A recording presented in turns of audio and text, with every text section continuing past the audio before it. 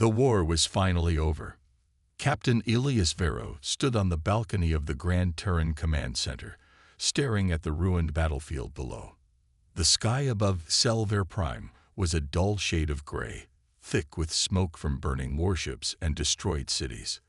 The reptilian Selver Dominion, once a mighty empire, had fallen to the relentless force of humanity and its allies. The war had lasted 7 long years, but now the victors stood in the ruins of their enemy's capital. Elias should have felt victorious, but he only felt tired. His uniform was still stained with dust and blood, reminders of the battles fought. His crew had lost too many good men and women. The cost of war was always higher than expected. Captain Vero, a voice called from behind him. Elias turned to see Admiral Kellen Dorn, one of the most powerful figures in the Terran fleet. The older man had deep lines on his face, his silver hair neatly combed despite the chaos around them.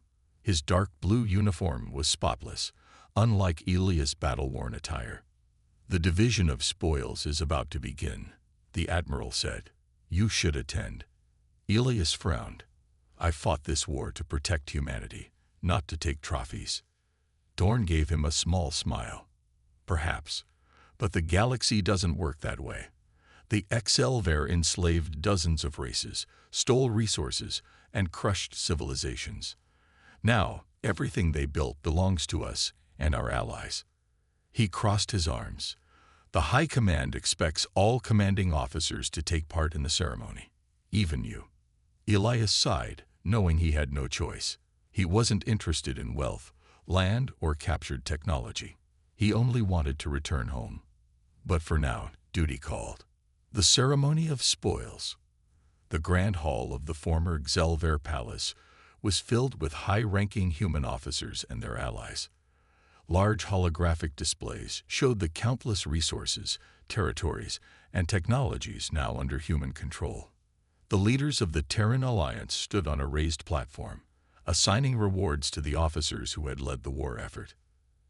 "Admiral Dorn," the announcer called, "you are granted dominion over Xelver Prime's orbital fleet yards and ship technology archives." The admiral nodded with satisfaction. Humanity would use the enemy's own technology to grow even stronger. Other officers were granted entire planets, industrial facilities, and alien labor forces, the former slaves of the Excelver. Elias shifted uncomfortably.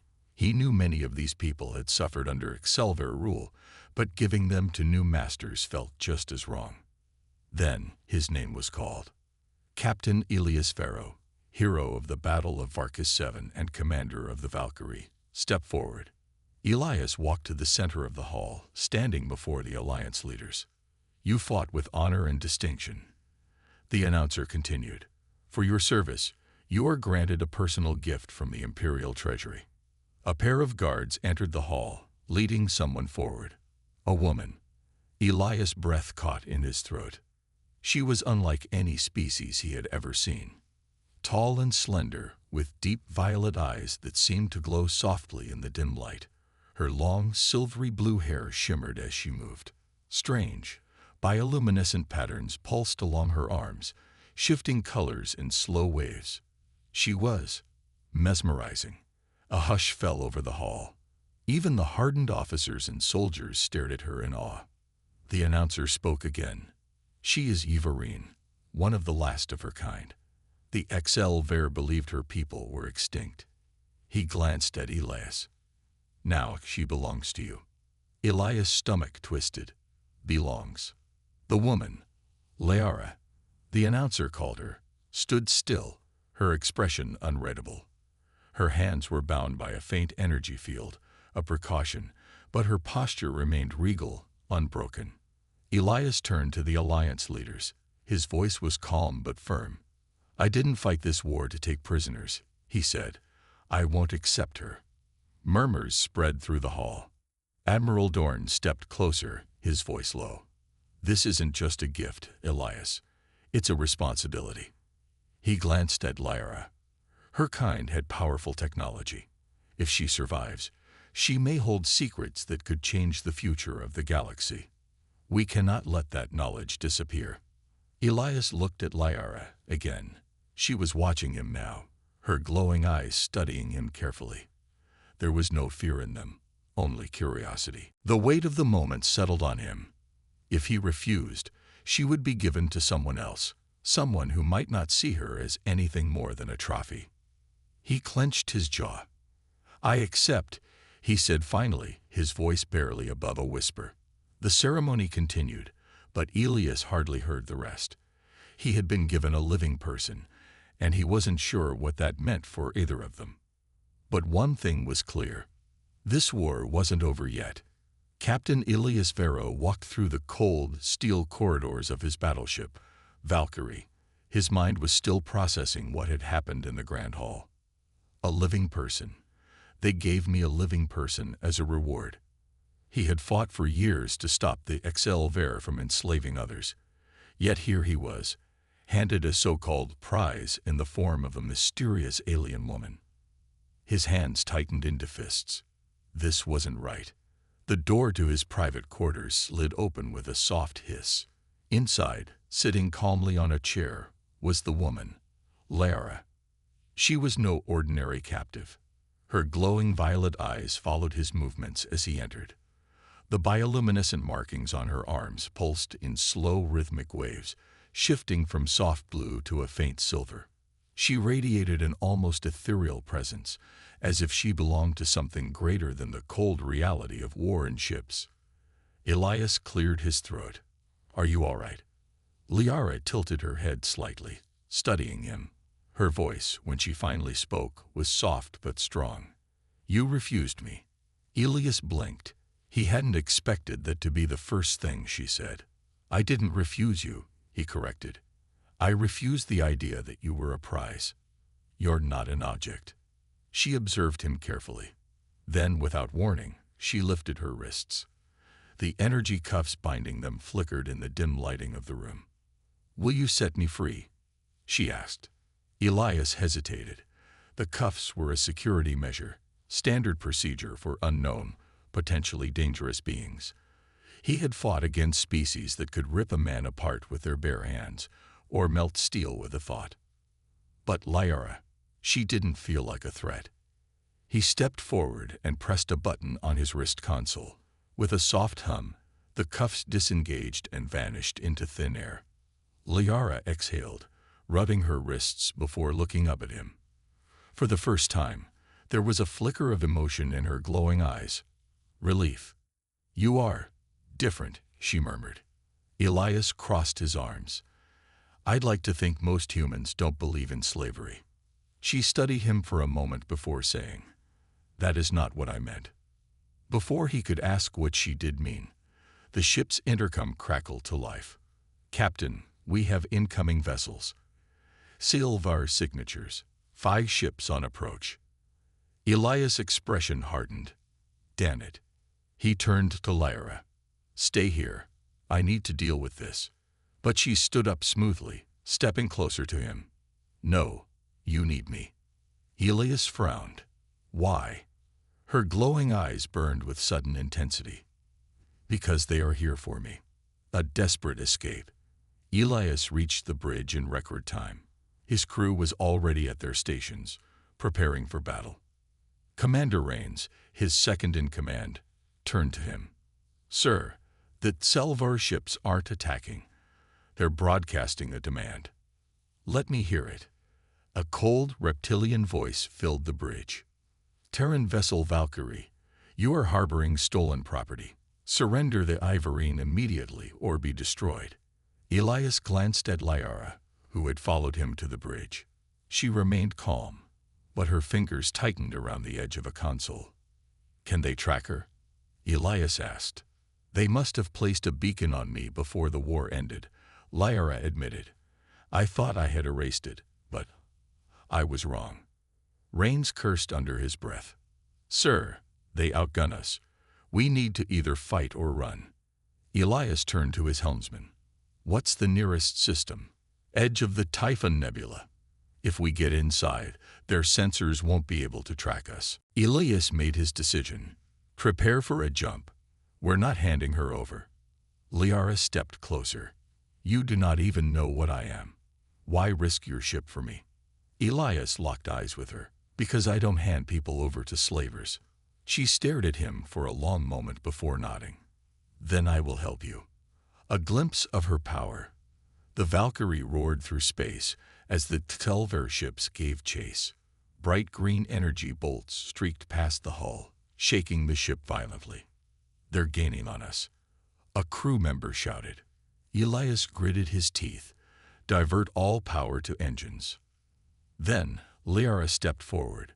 She placed a hand on the navigation console. And something changed. The lights on the bridge flickered. The energy readings spiked. The ship's speed increased dramatically, beyond what should have been possible. The crew stared in shock as the Valkyrie suddenly outpaced the enemy fleet. Elias turned to Lara. What did you do? She withdrew her hand, her glowing markings pulsing brighter than before. I guided the energy flow, she said simply. Elias narrowed his eyes. That shouldn't be possible.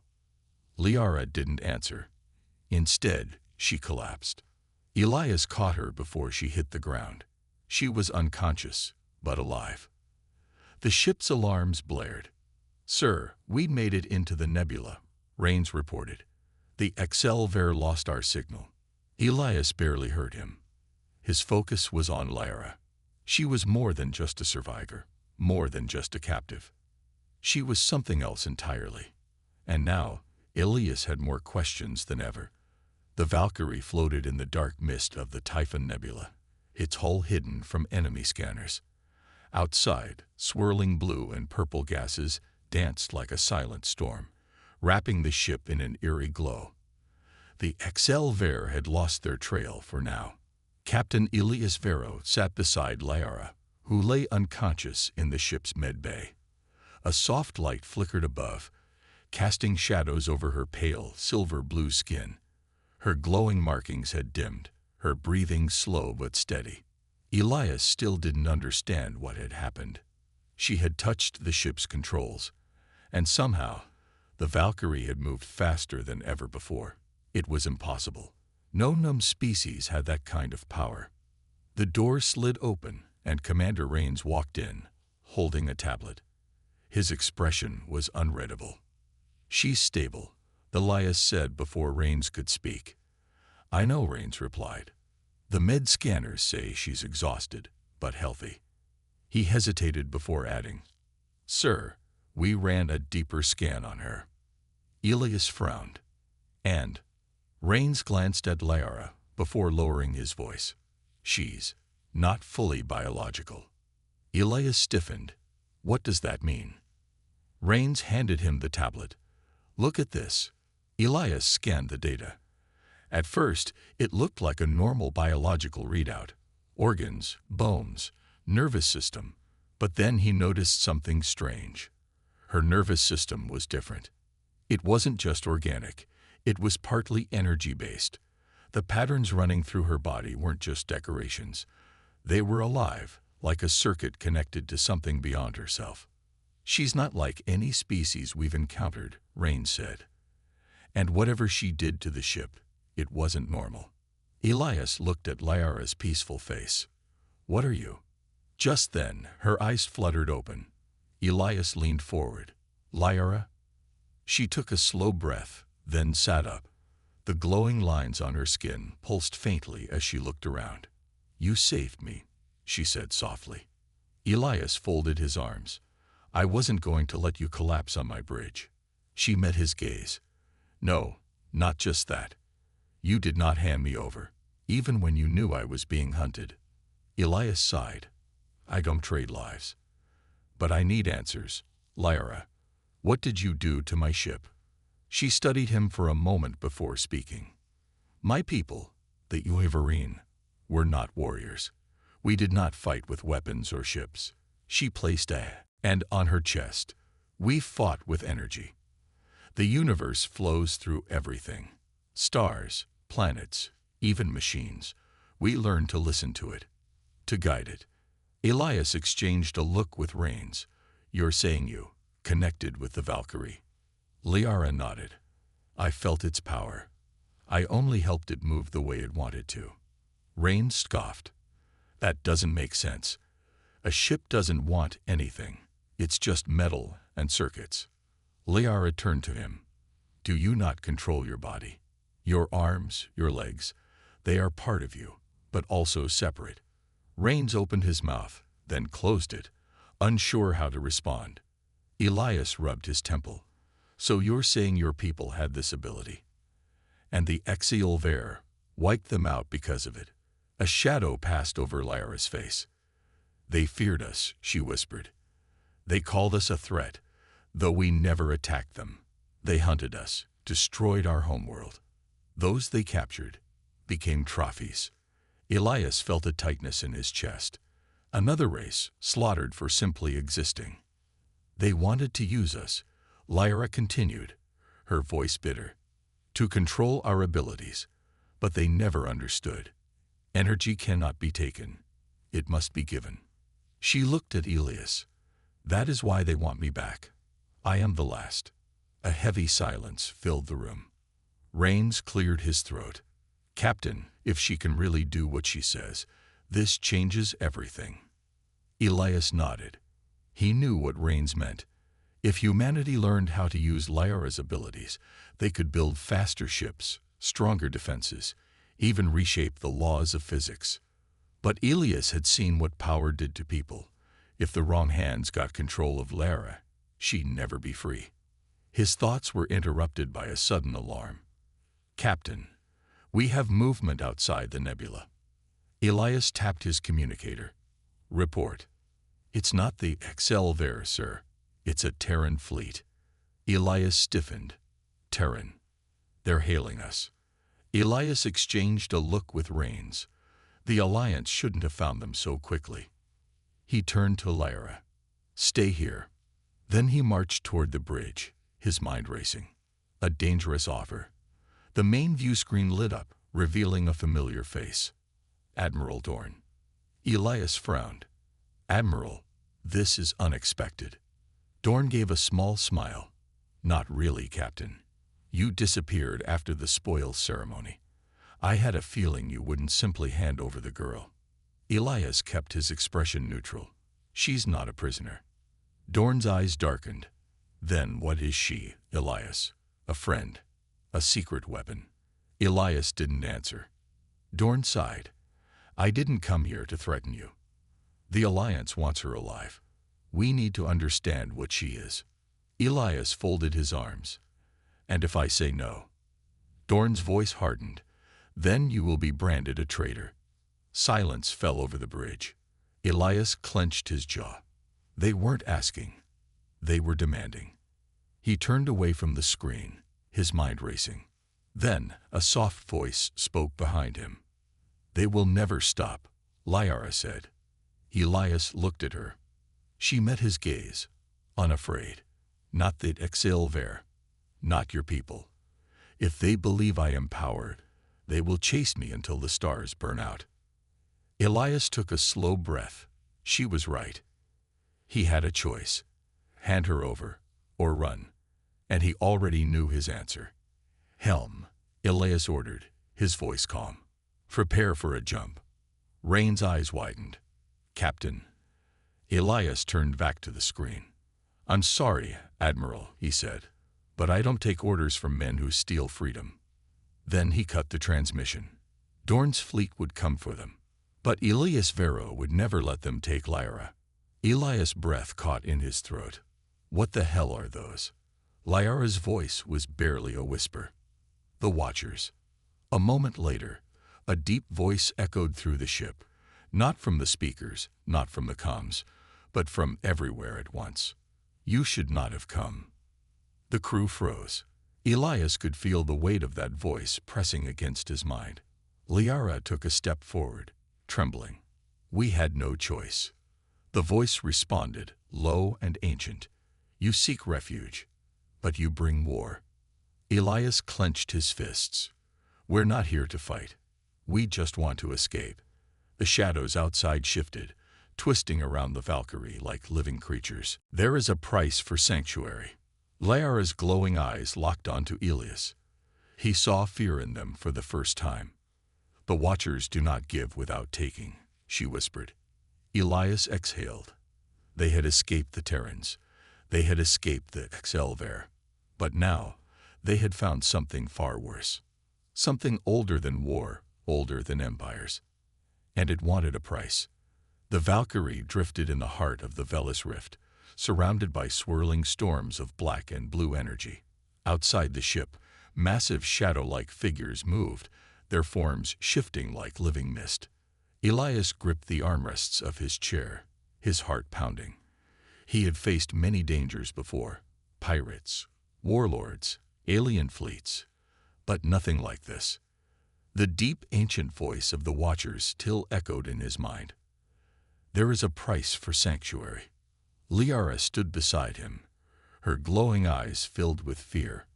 "They are not creatures, Captain. They are something more, something beyond our understanding." Elias turned to her. "What do they want?" She hesitated, then whispered, "A choice." The demand. The ship trembled as one of the massive shadowy forms drew closer. The crew flinched as the voice returned, deeper and heavier than before. "You carry the last of the Everine, a remnant of a lost people." Elias' jaw clenched. They were speaking about Lyra. The shadows shifted, pressing against the ship's hull like waves against a rock. Her kind once walked between worlds, bending the flow of time and space. The HFY destroyed them, fearing their gifts. The lights on the bridge flickered, and for a brief moment, everyone felt a strange sensation, as if time had slowed, their bodies frozen in place. Then, just as suddenly, it passed. Rains cursed under his breath. What the hell was that? Lyra's voice was soft. A warning. The Watchers spoke again. "We do not offer refuge freely. We will protect you, but only if you leave the Everine behind." The words hit Elias like a hammer. They wanted Lyra. A heavy silence filled the bridge. Lyra's glowing markings dimmed, and she looked away. She had expected this. Elias rose from his chair. "That's not going to happen." The shadows outside rippled. The Watcher's presence pressed down on the ship, making the air feel thick and heavy. "You misunderstand. This is not a request." Rains took a step forward.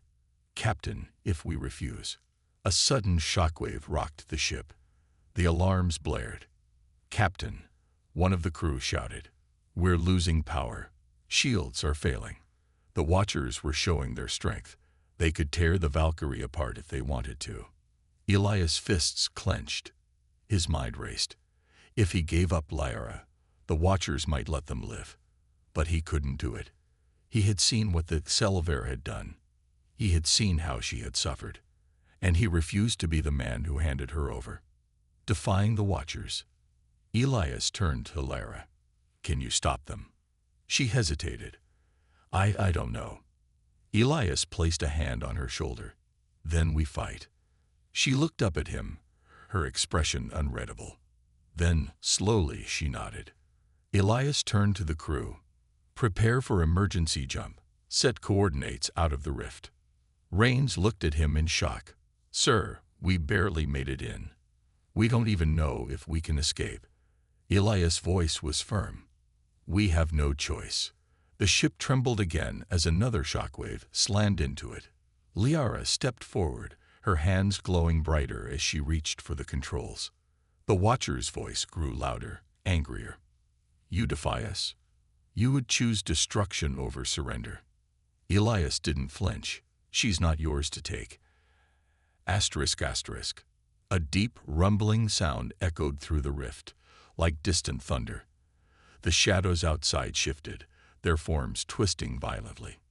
Then suddenly, a piercing light exploded from Lyra's body.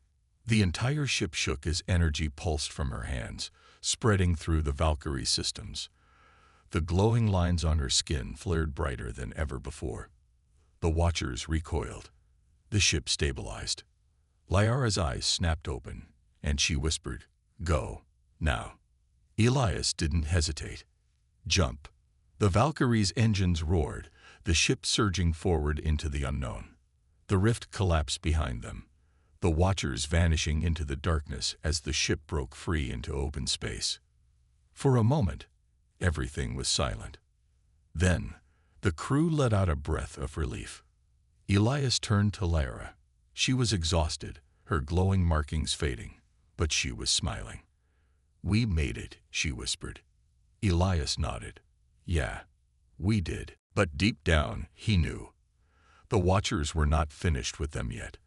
The Valkyrie drifted in the quiet void of space, far from the chaos of the Veles Rift. The ship's engines were cooling down after the emergency jump, and the crew was finally catching their breath. Elias Vero sat in his command chair, staring at the starlit darkness beyond the viewport. They had escaped, but the tension in his chest wouldn't go away. The Watchers were ancient, powerful beings. They didn't simply let people go. "Status report," he called out. Commander Rains checked the displays. Engines running at 40%. Shields recovering. No enemy ships in range. He glanced at Elias. "We might actually be safe." Elias wasn't convinced. It was too easy. Lara sat near the control panel, her glowing markings dim and flickering. She was exhausted. Whatever she had done to help them escape had taken its toll. Elias turned to her. "How are you holding up?" She managed a weak smile. "I am recovering." Elias frowned. "What exactly did you do back there?" Lara hesitated, looking down at her hands. "The Watchers are ancient, but so were my people. I reached into their power. I called upon something they did not expect." Rains raised an eyebrow. "And that was?" She exhaled. "A memory. Something my ancestors left behind." The bridge fell silent. The crew exchanged uneasy glances. Elias leaned forward. "You mean you fought them with a memory?" Lara nodded. "The Watchers exist beyond time. They are connected to all things past and present. My people once knew them. And so, I reminded them." Rains whistled. "That's some memory." Elias wasn't sure whether to be relieved or more worried. If the Watchers were afraid of what Lara awakened, what did that mean? Before he could ask, the ship's alarm blared. "Incoming energy signature," a crew member shouted. "Something's appearing right in front of us." Elias shot to his feet. On screen, the view screen flickered, and the darkness of space twisted. A shadowy rift formed in front of the ship, crackling with blue lightning. The crew froze. The Watchers had followed them. The Valkyrie trembled as the massive shadowy rift opened before them. Blue lightning crackled along its edges, and the darkness within twisted unnaturally. The crew stood frozen, their eyes locked on the impossible sight before them. Elias Vero gritted his teeth. They had escaped the Watchers once, but now the ancient beings had followed them. A deep, resonant voice echoed through the ship, not through the comms, not from any speaker, but from the very air itself. "You cannot run from what is owed." The bridge dimmed as an unseen force pressed down on them. It wasn't an attack, but a presence, something that reached into their very minds. Lara clutched her head, her glowing markings flaring erratically. "They're speaking to us directly." Elias clenched his fists. "We don't owe you anything." The shadows rippled, and the voice deepened. "You took what was forbidden. You reached into the past." A memory flashed through Lara's mind. The moment she had used her people's ancient knowledge to push back the Watchers in the rift. She had drawn on something even they had feared. And now, they demanded a price. The ultimatum. Rains slammed his fist against the console. "Captain, we need to move. We can't fight these things." But Elias didn't respond. He was staring into the darkness beyond the rift. Then, the Watchers spoke again. "We do not seek destruction, but balance must be restored." The ship shook, and suddenly, a vision filled Elias' mind. A glimpse into something beyond time itself.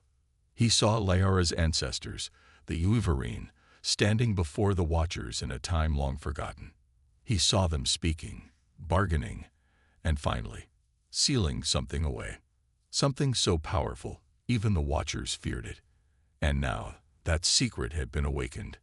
Elias gasped as the vision faded. He understood now. The Watchers were not their enemies. They were guardians of something far greater. And Lyra, by using her people's power, had broken an ancient balance. Lyra clutched Elias' arm. "Captain, they're giving us a choice." Elias turned to her. "What choice?" Her glowing eyes locked onto his. "Either I go with them, or they take the ship." The words hit Elias like a hammer. The crew fell silent. A captain's decision. Rains took a step forward. "Captain, we can't let them take her. We've come too far." Lyra placed a hand on Elias' chest, stopping him before he could respond. "If I don't go, none of you will survive." Elias felt his heart pounding. He had fought for her. He had defied the Terran fleet. He had risked everything to save her from the Excelver. And now, after all they had been through, he was about to lose her anyway. His fists clenched. "No," he said, "there has to be another way." The Watcher's voice rumbled through the ship. "You cannot change what has already begun." The shadowy forms shifted, their dark energy stretching closer to the Valkyrie. Lyra stepped forward. "I understand." Elias grabbed her arm. "Wait." She looked at him, a sad but knowing smile on her face. "This was always my path." For the first time, Elias saw something in her glowing eyes. Acceptance. She touched his face gently. "Thank you for showing me kindness." Then, before anyone could stop her, she turned and walked toward the rift. The moment she stepped forward, the shadows wrapped around her, pulling her into the swirling darkness. And then, the rift collapsed in an instant. The bridge was suddenly silent. Lyra was gone. A final goodbye. The crew stood in stunned silence. Rain swallowed hard. "She's really gone." Elias stared at the empty space where the rift had been. His chest felt tight, as if something had been ripped away. The ship's systems flickered back to life. The oppressive presence was gone. The Watchers had taken what they came for. And now, the Valkyrie was alone. Elias sat back in his chair, feeling the weight settle over him. He had fought against Terrans, Selver, and even beings beyond comprehension. But in the end, he couldn't save her. For a long time, no one spoke. Then Rains finally broke the silence. "Orders, Captain." Elias took a deep breath. His mission wasn't over. He had lost Lyra, but he wouldn't let her sacrifice be for nothing. He would find out the truth about what she had awakened. He would make sure her people's story was not forgotten. And somehow, he would find a way back to her. His eyes hardened as he turned to his crew. "Set a course." "To where?" Rains asked. Elias' voice was steady. "Wherever the truth takes us." The Valkyrie's engines roared as the ship surged forward.